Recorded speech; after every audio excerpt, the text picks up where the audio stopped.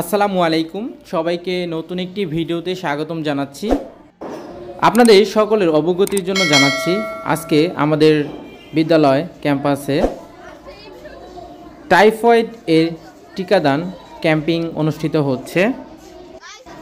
আপনারা সবাই ইতিমধ্যে জেনেছেন, বাংলাদেশ সরকার সকল শিশুদের টাইফয়েড জ্বর থেকে রক্ষা করার জন্য টাইফয়েড টিকাদান ক্যাম্পিং 2025 চালু করেছে।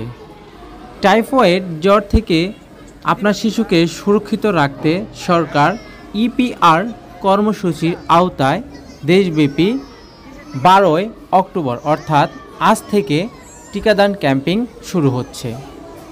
আমরা সবাই টিকা দানের জন্য রেজিস্ট্রেশন করেছি। আপনারাও কি করেছেন? যদি করে না থাকেন, অচিরেই এটা সম্পূর্ণ করুন।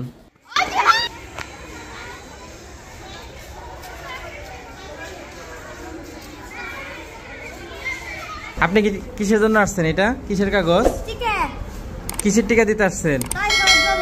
টাইফয়েড জ্বরের। Registration complete? হ্যাঁ।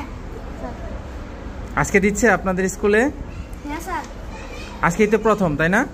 হ্যাঁ স্যার। সারা বাংলাদেশে একযোগে আজকে প্রথম। জি স্যার। তো আপনি কি ভয় পাচ্ছেন? প্রথম দিকে ভয় পাইছি, কিন্তু এখন আর ভয় পাই নাই।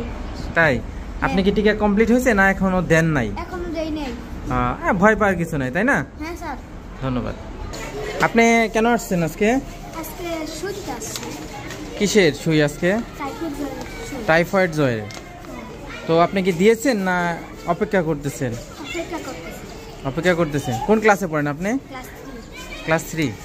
আপনি কি ভয় পাচ্ছেন? না। ভয় পাচ্ছেন না? না। ঠিক আছে।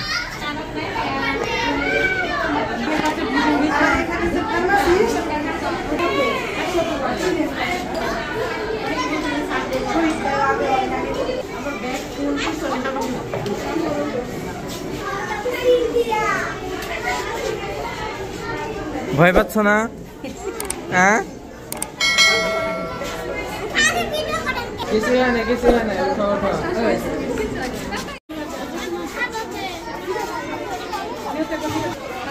কি ফাইম, কি ভয় পাচ্ছ?